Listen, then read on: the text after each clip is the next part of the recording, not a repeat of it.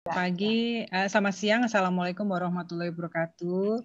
Yang saya hormati Pak Budi Karya Sumadi, kemudian Prof. Dwi Korita, Prof. Uut, Ibu Atikoh, Mbak Adita ya, dan juga Mbak Doti dan Bapak Ibu semua yang menyimak acara pada siang hari ini. Terima kasih pertama-tama atas kehormatan yang diberikan. Saya diundang untuk menjadi salah satu narasumber di satu kegiatan yang sangat bagus ya, dan pembicaranya juga luar biasa. Jadi saya merasa terhormat sekali. Tadi berbicara dengan mendengarkan Prof. Dwi Korita dan Prof. Uut, kayaknya kita semua feel relate ya dengan situasi-situasi yang ada. Cuman memang kita mungkin situasinya beda-beda gitu. Kalau saya karena saya anak paling kecil, jadi ketika saya mulai kerja, orang tua saya sudah posisi udah sepuh dan justru ibu saya udah di kursi roda dan sebagainya. Jadi saya tidak punya luxury untuk mendapat that kind of support dari parents dalam hal rumah tangga. Plus saya nikahnya juga terlambat sekali gitu ya. Jadi saya melihatnya bahwa perempuan memang banyak sekali dihadapkan pada situasi di mana perempuan itu diharapkan untuk bisa melakukan semuanya dengan baik gitu ya. Harapan-harapan dari lingkungan, keluarga, suami, anak, orang tua, mertua dan sebagainya itu sedikit banyak memberi memberi beban lah pada kita ya kalau kita tidak bisa memanage-nya. Tapi alhamdulillah perempuan diberikan kemampuan untuk multitasking, Mbak Doti, yang kita semua tahu. Hanya bagaimana kita mengenalinya, recognize our situation gitu, yang mungkin akan sangat berbeda satu dari yang lainnya. Dan alhamdulillah kalau tadi Mbak menyampaikan saya di dunia keuangan dan sebagainya, dan saya bisa di posisi sekarang itu tidak lain dan tidak bukan pasti karena support dari keluarga. Tadi setuju sekali Prof. Uut, yang belum berkeluarga cari spouse-nya tuh juga mesti milih-milih, ditanya dulu boleh kerja atau enggak dan sebagainya. Dan kebetulan alhamdulillah suami saya termasuk orang yang sangat suportif ya, bahkan suami saya itu termasuk orang yang bangga kalau istrinya itu bisa berkarya seperti itu. Jadi saya dalam hal itu saya sangat bersyukur banget. Terus kemudian saya membuat supporting system sendiri ya di lingkungan saya yang bisa membantu saya dalam situasi apapun. Saya tetap bisa melakukan tugas saya baik sebagai istri, kebetulan suami saya juga polisi ya, banyak sekali juga tugas-tugas yang ada sebagai istri polisi. Kemudian saya sebagai ibu ya, saya punya 5 anak ya, yang saya lahirkan sendiri 2, tapi total saya punya 5 anak. Terus kemudian saya punya orang tua yang alhamdulillah saya diberikan kesempatan oleh Tuhan untuk merawat orang tua saya gitu, juga mertua gitu ya. Terus adik dan sebagainya, kakak dan sebagainya. Jadi banyak sekali sebenarnya peran yang kita harus jalankan ya sebagai perempuan untuk bisa kita dalam satu sisi kita menjalankan kewajiban kita sebagai seorang istri, seorang ibu, seorang anak, seorang adik, seorang kakak, tapi di saat yang lain kita juga bisa mengaktualisasikan diri kita. Karena toh waktu kita kecil orang tua kita menyekolahkan kita ya. Kebetulan saya juga alhamdulillah datang dari keluarga yang tidak membedakan pendidikan anak laki dan perempuan. Tentu sebetulnya orang tua kita juga punya harapan terhadap anak perempuan. Jadi ketika kemudian saya bisa alhamdulillah bisa sekolah sampai kemudian doktor, kemudian di kantor juga alhamdulillah semua lancar gitu ya. Itu saya juga merasa bersyukur pada Tuhan dan semua yang mendukung saya. Tapi Mbak Doti, saya ingin sharing ya, karena mungkin kalau cerita begini mungkin tidak semua sesuai dengan apa yang saya ceritakan. Jadi saya mohon izin saya share screen ya Mbak ya untuk bisa sharing sama teman-teman semua. Nanti kasih tahu aja Mbak kalau waktunya sudah mepet atau kurang ya. Nah, ini saya menyiapkan bagaimana membangun sistem pendukung bagi perempuan berdaya untuk Indonesia maju. Ini apa sih yang dimaksud dengan sistem pendukung ya?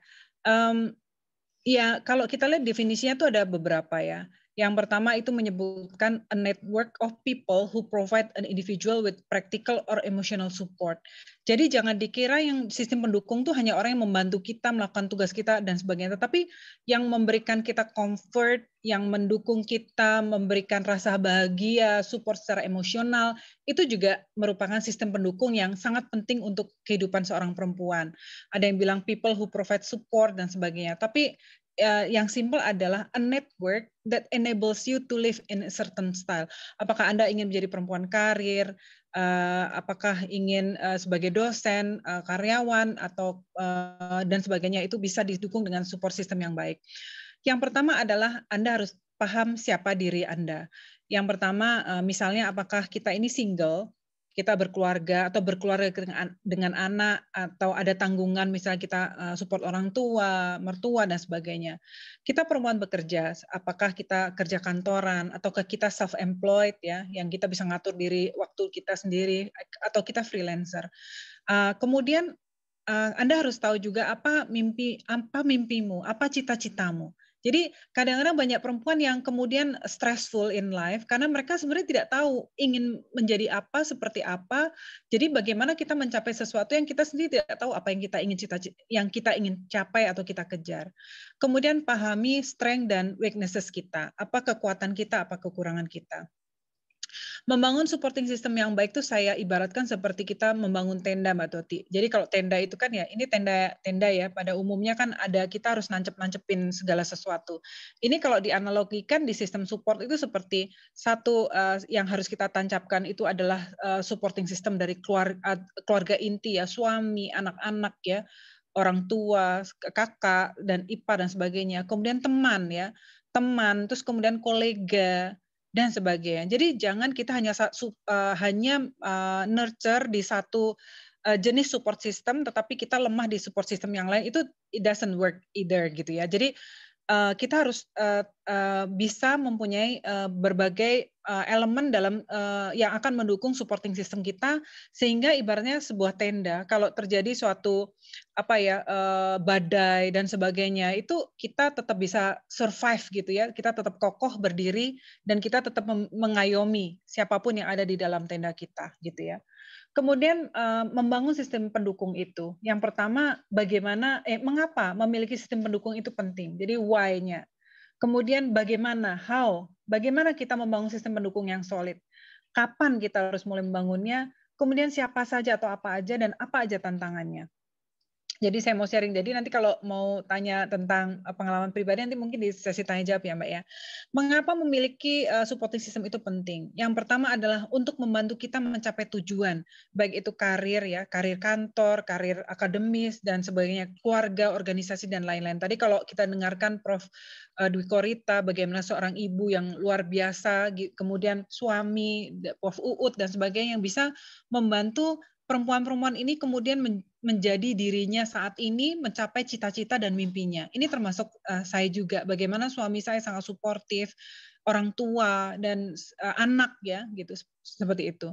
Kemudian ketika kita mempunyai supporting system yang bagus, itu akan mengurangi stres dan kecemasan kita. Siapa sih yang nggak cemas? Tadi Prof. Dwi Korita juga menjelaskan, lihat putranya masih kecil, itu nanti bagaimana? Itu rasanya sama ya, I feel relate also gitu ya. Kalau lihat anak saya masih kecil ini gimana, nanti kayak gimana gitu. Tapi kalau kita punya sistem pendukung yang baik, ya insya Allah rasa-rasa stres, cemas, anxiety itu bisa berkurang gitu ya. Membuat kita merasa lebih bahagia, merasa lebih dihargai dan sebagainya. Bagaimana membangun sistem pendukung yang solid? Yang pertama adalah building trust ya. Nggak akan mungkin suami kemudian mendukung kita kalau kita nggak building trust kepada suami kita. Building trust itu tidak hanya misalnya istri saya keluar rumah untuk melakukan tugas dan kewajibannya, saya bisa percaya dirinya dan sebagainya. Dan trust yang lain adalah bahwa walaupun bekerja, istri saya mampu menjalankan fungsinya sebagai seorang ibu dengan istri yang baik gitu ya.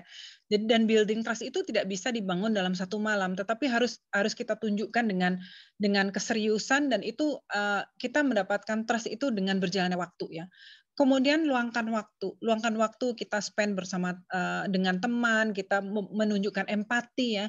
Jadi kalau orang yang egois ya, itu memang pada saat kita perlu sesuatu, itu mungkin akan sulit buat kita mendapat bantuan atau dukungan, karena ketika kita masih dalam masa longgar, kita juga tidak menunjukkan empati kepada, environment kita.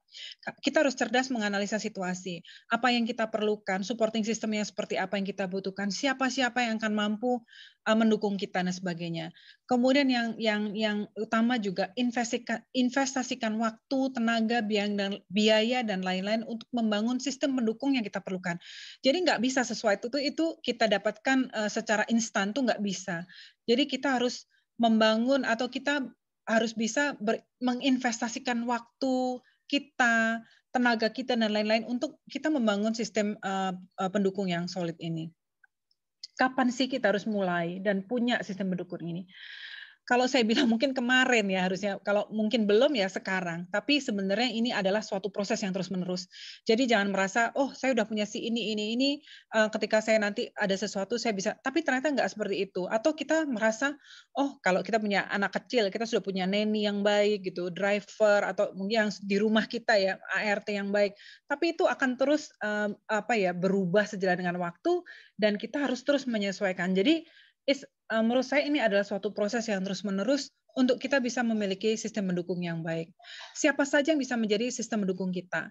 Yang pertama keluarga inti ya, suami tadi saya sebutkan suami, anaknya. Bagaimana kalau anak itu nggak rewel karena mereka tahu ibunya keluar rumah untuk bekerja dan mereka juga bangga. Itu support moral seperti itu sudah sangat membantu gitu ya. Teman ya, kemudian mungkin tetangga dekat rumah kita, mungkin tadi ada security dan sebagainya, kolega itu termasuk peers ya, teman level kita, kemudian anak buah kita, kemudian atasan kita. Bagaimana kita misalnya sebagai atasan kita juga tidak boleh egois. Kalau menurut kita nilai-nilai keluarga itu penting ya, ketika anak buah kita, tim kita, kemudian ada sesuatu yang terjadi keluarganya, kita harus terus memberikan dukungan juga dan lain sebagainya. Apa saja sih tantangannya? Maaf, waktunya 2 menit lagi ya, Mbak. Baik, apa saja tantangannya? Ya, kita tidak bangun kepercayaan dari lingkungan. Kita egois, nggak punya waktu untuk building relationship gitu ya. Kita keliru menganalisa situasi, kita nggak berempati sama orang dan tidak melakukan antisipasi dengan baik. Jadi kesimpulan saya adalah pertama, memiliki sistem pendukung merupakan salah satu kunci sukses untuk perempuan bisa hidup bahagia dalam rumah tangga, karir dan apapun yang kalian impikan ya. Kedua, sistem pendukung sebaiknya terdiri dari berbagai unsur. Jadi nggak boleh satu unsur saja. Saya tadi umpamakan seperti tenda tadi. Jadi harus dari keluarga, teman ya, kolega dan sebagainya. Dan yang ketiga, ini nggak bisa ujuk-ujuk punya sistem pendukung yang solid yang bisa mendukungmu.